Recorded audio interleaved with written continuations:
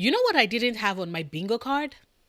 Ted calling Marshall pathetic because of how he fell apart after Lily broke up with him. I can't be the only person who, the minute he said that, pointed at my screen screaming, "Ted, you hypocrite!" Right? Right? Now, before anyone comes into the comments going, "Oh, but Noria, so far." In the first season and the first 2 episodes of season 2, Ted hasn't experienced a breakup that is in any way similar to what Marshall is going through. Calling him a hypocrite doesn't fit in the scenario. I will like to state that the reason why Lily breaking up with him hit Marshall so hard was because he had basically become subsumed within her in the almost a decade that they've been together, and Ted falling in love and finding the one is my identity and my reason for living must be doesn't have an iota of leg to stand on to call Marshall pathetic. I go to the same rooftop on Halloween with the hope that maybe this is the year I will finally run into the slutty pumpkin girl fame. And for those who are keeping track, I am officially done with How I Met Your Mother season 1, and I've just finished season 2 episode 2, which is the episode that made it quite clear for all of us watching the necessity of Marshall and Lily's breakup. Because as much as I might have called her a naive idealist in last week's video when I was talking about Lily's established desire within the story to have her cake and eat it too, without giving the commitment that Marshall requires of her, I am still going to admit that the two of them breaking up in the season finale and staying broken up in the part of the season I'm still at is most certainly a good call. And once again, just to remind those who might have stumbled onto my channel for the first time, hello, I'm Noria, and I'm currently making my way through the show How I Met Your Mother for the very first time. As such, I always ask those who are watching to please keep track of the episode I'm on in the latest video I make to track up until what point I've seen within the show in order to avoid spoiling things for me. Some of you all already did that last week, sort of, by informing me that it was Lily who supported Marshall through law school in the comments of last week's video, which one I still don't think it negates the point I was making in that particular video, which was about her desire to pause things without giving Marshall the assurance he sought that she would still want him after chasing her dreams. I was perfectly fine with her chasing said dreams, just not her wanting everything to stay unchanged for her without making any promises that she herself wouldn't change to the point that she wouldn't want the man she wants waiting for her anymore. But alas, I am guessing that people thought bringing up her supporting him through law school, which is not an information we were given in season 1, is not considered a spoiler. It kind of is though, a little one, but it's still a spoiler, which is why I'm bringing it up again, because I really am having fun watching the show for the first time and sharing my thoughts and analysis of these characters as I go along to see if my perception is accurate or if I'm misjudging or misreading these characters after we have provided with more information about them. Knowing about upcoming events, unfortunately, will just make me lose steam and interest, and I'm sure there are those of you who want me to keep going with this series of videos. And if you're just finding my channel, please consider hitting subscribe and checking out my How I Met Your Mother playlist for all the videos I've made about it so far. And with that said, let's get on with the synopsis part of the video, which I hope wouldn't be as detailed as my usual fare, as my point about why Marshall and Lily needed to break up is tied quite thoroughly to the events of How I Met Your Mother season 2 episodes 1 and 2. Now, season 2 picks up right from where season 1 left off. Marshall is devastated that Lily left him and desperately wants his ex-fiancée back. He hopes to achieve this by calling her, which universal friend code demands that Ted intercept immediately. Thankfully he does by seizing Marshall's phone, preventing him in that moment from texting Lily.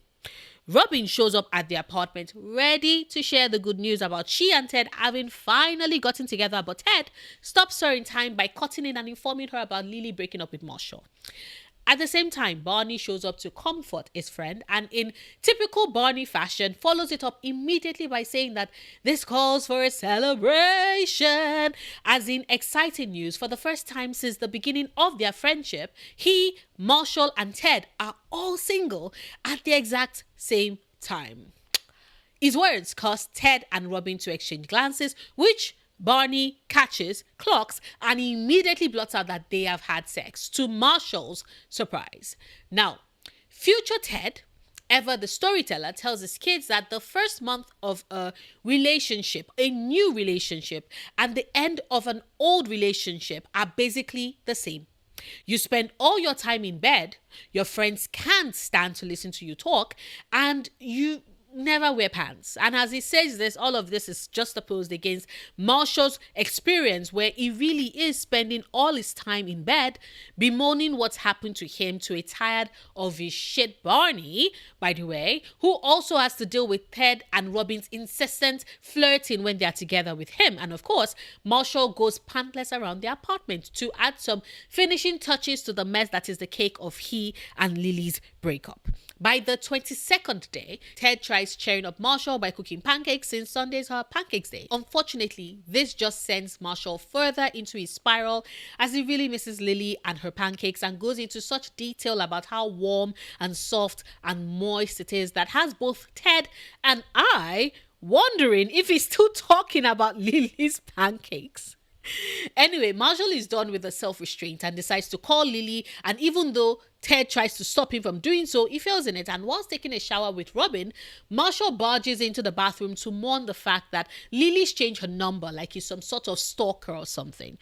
This is clearly getting to be a lot for Ted and Robin, who complain to Barney about it, and the three friends decide that what would most certainly help Marshall is getting out of the apartment. Barney takes Marshall to a strip club because of course he would, and basically tells him that the reason why Marshall can't get over Lily is because he's still thinking of her boobs, and so the only way to start to get over her is to look at other women's boobs.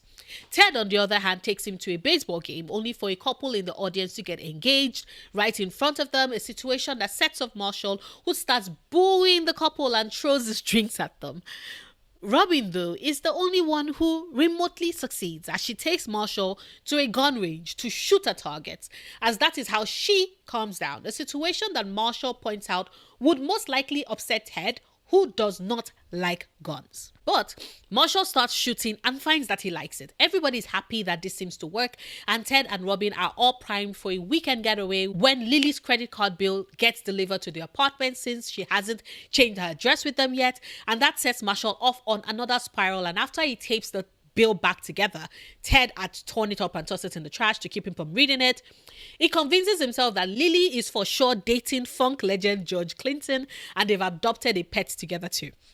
Barney thinks that Marshall is sweating it, since the credit card bills are often weeks late. For more up-to-date information, he would need to log into Lily's account online, and this is where one of the most egregious things happened, because Marshall legit goes to do just that. Apparently, he knows Lily's password, and as I sit there watching this man look through her credit card information, all I could think is, I did not have Stalker Marshall on my bingo card either.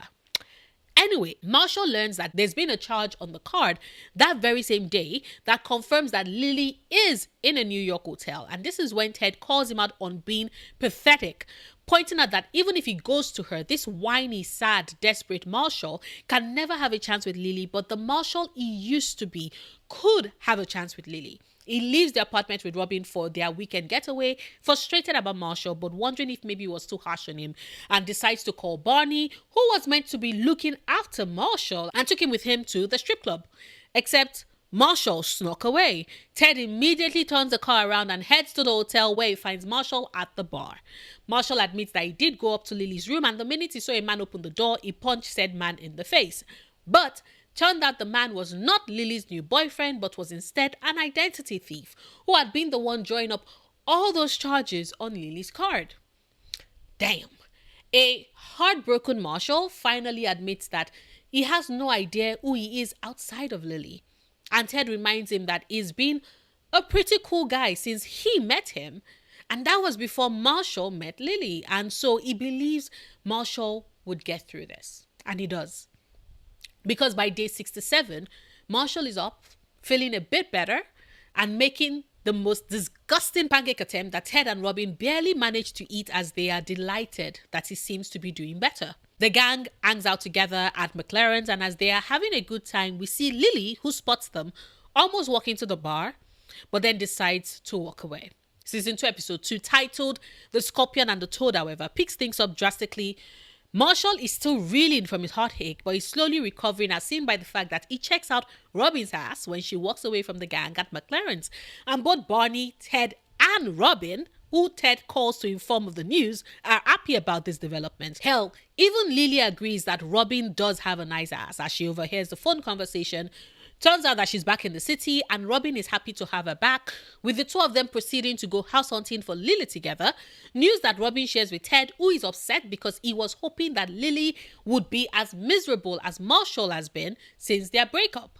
Robin, though, believes Lily's words that San Francisco, both the art program and the city itself, has been a wonderful experience for Lily. Ted, on the other hand, hopes that Lily is lying and suggests that they ply her with tequila in order to get the truth out of her. Meanwhile, Marshall is having a hard time getting back into the dating scene, and Barney offers to teach him the Barney rules of mating without dating. That is just Barney basically trying to turn Marshall into his sleazy self, complete with teaching him to neg women in order to get them to feel bad about themselves and have no choice but to be interested in him. For real, Barney is a menace. Thankfully, this doesn't work, as Marshall's true personality always shines through, and he finds himself apologizing whilst admitting that he's just gotten out of a long-time relationship and isn't really good at dating at the moment. And his appeal does work, as the women do connect to him being honest and open and vulnerable and heartbroken. Except Barney, of course, keeps using the opening to turn around and steal the girls from Marshall, going home with them several times in a row, to Marshall's increasing annoyance and frustration. It even gets to the point where one of the women tries to give Marshall hints that she wants to give him her number.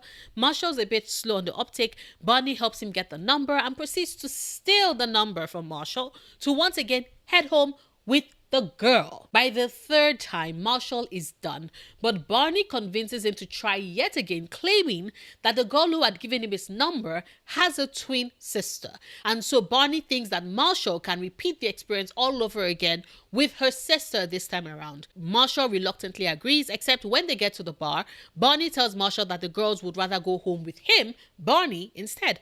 Marshall, upset, walks away, unaware that Barney lied to him and the girls actually were waiting for Marshall. Now, whilst Barney is pulling off his yo-yo game with Marshall's emotions, Ted and Robin succeed in getting Lily to drink, and although she holds it in initially and keeps talking about how great San Francisco was, to the frustration of Ted, after Lily receives a phone call informing her that she did not get the dream apartment that she wanted, that is the last straw that breaks the camel's back for her, as she finally spills the truth, admitting that she didn't like San Francisco. The professors at the art fellowship did not like her art. The people she met in the city were not the fun facade she had painted, and she really, really missed Marshall and wants to get back together with him.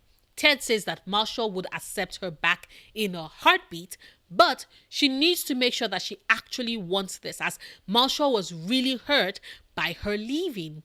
And so we then catch up to the part of the episode where Marshall storms out of McLaren's after Barney once again cock-blocks him by stealing his date, and he runs into Lily, who finally reveals to him that she's back in the city, that she misses him, and that she wants to get back together with him.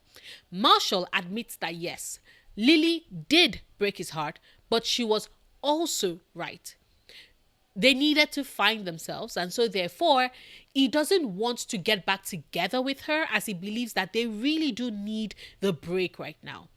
Lily is heartbroken, but she accepts it, and she and Marshall basically catch up on what happened with each other during the summer. Marshall ends up asking Lily for a favor, but begs her to never ask him why. She agrees and walks into McLaren's to pour a drink on Barney, like straight in his face, after declaring that he gave her an STI. Then she walks back in with her hat on and pours another drink on Barney, declaring that he gave her twin sister an STI too. The twin girls that were with Barney see this and immediately leave his ass.